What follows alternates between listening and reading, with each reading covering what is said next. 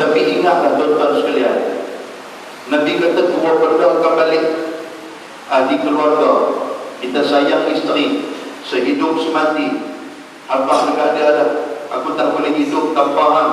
Tapi bila kita mati, dia boleh hidup sampai bila-bila.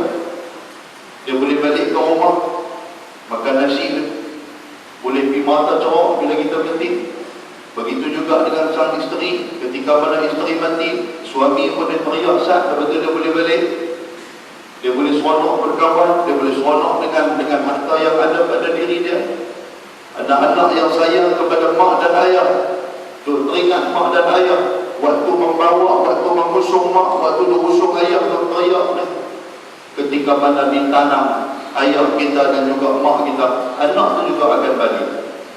Maknanya tuan-tuan sekalian, tak ada yang kekal di kalangan ahli keluarga, di kalangan kawan-kawan, di kalangan sahabat handai, di kalangan para jemaah dan jiran yang kita sayang. Mereka pun takkan terjun dalam kubur bersama dengan kita. Mereka akan balik. Yang kedua kata Nabi, pangkat harta semua akan balik. Harta kita akan balik. Yang kita bawa bersama dengan kita hanyalah kain kafan yang tidak berharga. Mana tilam yang hebat, mana tilam yang empuk, yang melupakan kita untuk bangun salat subuh.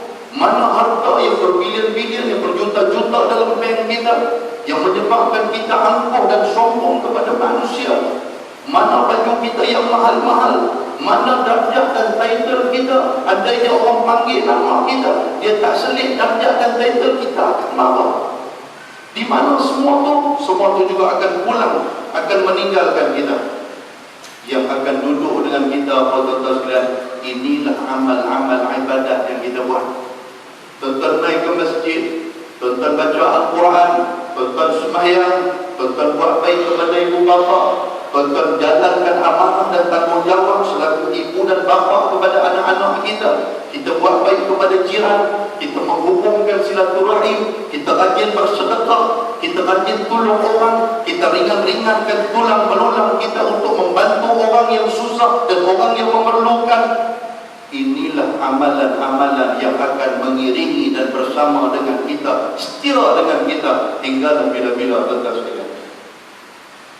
Tuan-tuan mai malam yang ramai, saya mengharapkan kalau boleh tuan-tuan kena ingat balik hadis ni, kehadiran tuan-tuan pada malam ni, inilah di antara benda yang akan mengiringi kita dan duduk bersama kita. Kalau kita tak boleh fikir macam ni tuan-tuan, insya-Allah saya rasa sampai malam 30, malam 29 penuh macam ni. Tapi oleh kerana kita tak fikir benda tu, kita duk fikir kita hidup mungkin lama lagi, mungkin ada lagi kesempatan untuk kita nak buat lagi amal ibadat. Tuan-tuan, hari ini silih berganti. Kita melihat bagaimana kematian yang terpampang di hadapan mata kita. Orang muda ke, orang tua ke, orang yang sakit ke, semua ada di hadapan kita. Tuan-tuan mempunyai handphone yang canggih hari ini. Boleh katakan setiap hari kalau tuan-tuan tengok, ada saja berita tentang kematian, ada saja berita tentang kecelakaan dan kemalangan, ada saja berita tentang pembunuhan, ada saja berita tentang rompakan dan sebagainya. Tuan-tuan boleh tengok dari situ. Maknanya apa tuan-tuan? Nak ambil yang tiba ataupun tidak. Kemungkinan ada di kalangan kita pada malam ini yang ketika mana habis daripada memberikan salam witir yang terakhir bagi dia pada malam ini, dia turun ke tangga, tuan-tuan sekalian, ibu dan ayah dia menunggu di rumah, anak-anak menunggu di rumah, suami dan isteri menunggu di rumah. Apabila tunggu tidak kunjung tiba, tuan-tuan sekalian, rupanya maut lebih menunggu dia lebih awal daripada keluarganya. Siapa sangka? Siapa kita nak halang? Siapa kita nak merintih di hadapan Allah?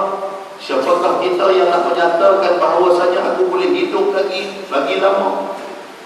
Ingatlah bagaimana Allah Ta'ala berpesan di dalam surah Al-Munafiqun. Allah Ta'ala kata, wa anfiqu mimma razaqnakum min qabli an ya'tiya ahadakumul maut فيقول رب لولا أخرتني إلى أجل قريب فأصدق وأكن من الصالحين ولن يؤخر الله نفسا إذا جاء أجلها. Allah Ta'ala kata, Selagi mana ada masa, ada hidup, ada kehidupan, ada kesempatan, infaklah harta, buatlah amal kebajikan. Sebelum datangnya kematian yang memutuskan segala keindahan, sebelum datangnya kematian yang memotong segala syahwat kemahuan, sebelum datangnya kematian yang akan membungkam segala kesombongan dan juga keangkuhan. Tuhan kata waktu itu bila kita meninggal, kita akan merintih di hadapan Allah. Fayaqul rabbi laula akhartani ila ajalin qarib, ya Allah, awala tak bagi masa panjang sikit. Ya Allah, awala tak bagi masa kami tangguh bagi lama sikit.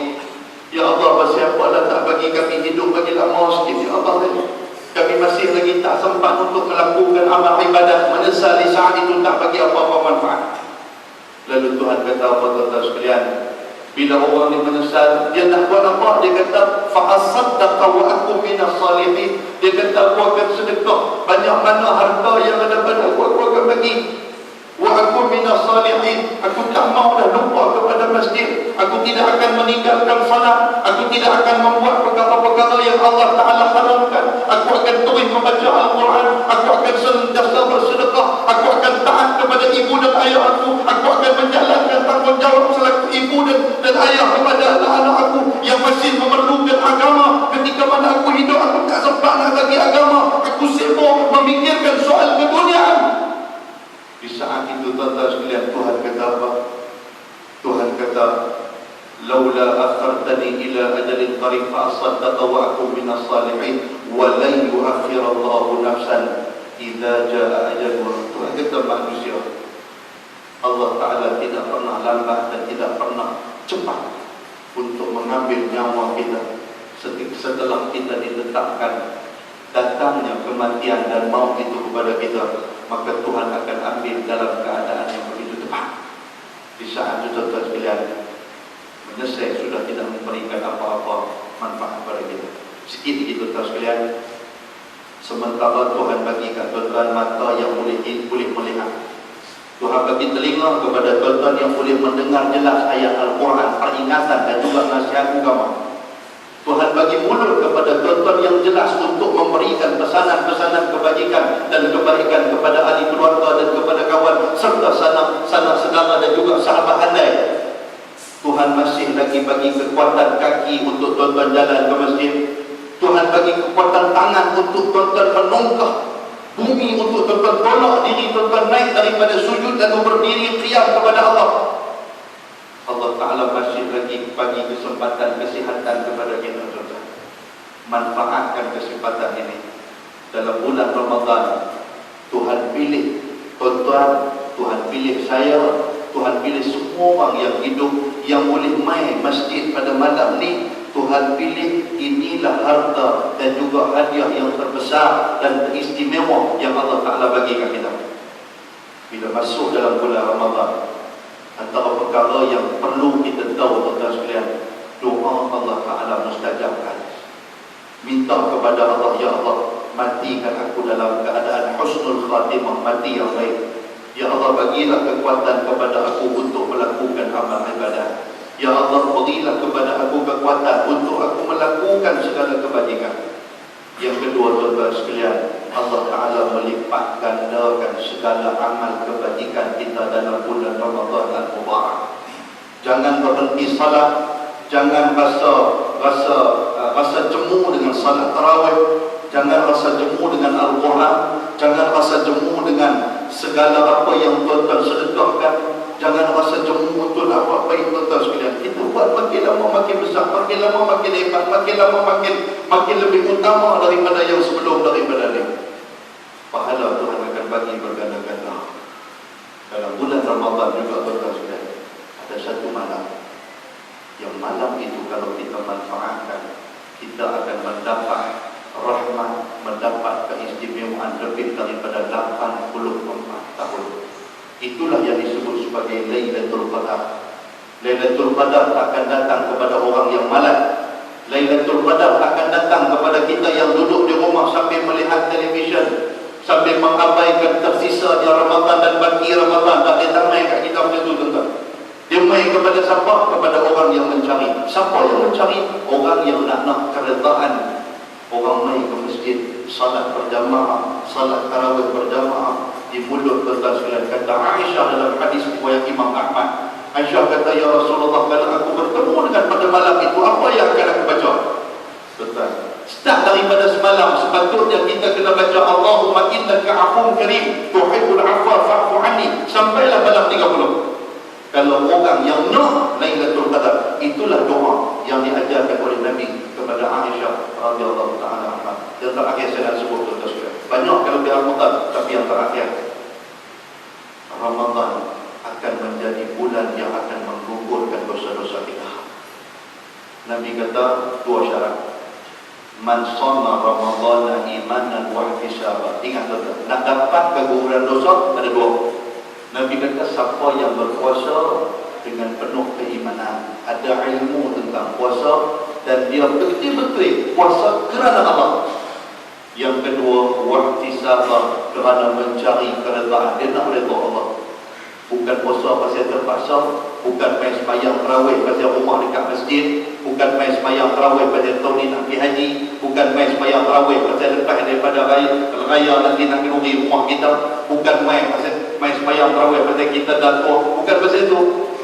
Tetapi kita nak mengharapkan keredaan Allah. Tuhan kata apa? Ghufira lahu ma taqaddama min dhanbi. Allah Taala akan bagi keampunan kepada dia daripada dosa-dosa yang telah lalu. Tuan-tuan, ini nasihat untuk diri saya dan untuk tuan-tuan sekalian. Kita ambillah iktibar. Masa tidak akan menunggu kita, kerana kematian setiap detik, setiap saat. Makin lama kita mendekat kepada kematian. Waktu taraqi, waktu idza balaghat taraqi, waktu nyawa dah mula sampai kepada tarquwah, kepada kerongkongan. Waktu itu baru nak selesai, aku nak main ke masjid, aku nak semayang, aku nak sedekah, aku nak buat benda baik. Itu sudah terlambat. Mudah-mudahan Tuhan bagi kekuatan, Tuhan bagi dorongan, Tuhan bagi irsyad, Tuhan bagi hidayah, Tuhan bagi kepada kita petunjuk supaya kita terus istiqamah dengan jalan Allah Subhanahu wa taala yang akan menjadikan kita insan berjaya di dunia dan juga di akhirat. Mohon maaf terkasar bahasa, terlanjur bicara, terlanjur kata. Wa hasbunallahu wa ni'mal wakil, wa la haula wa la quwwata illa billahil aliyyil azim. Assalamualaikum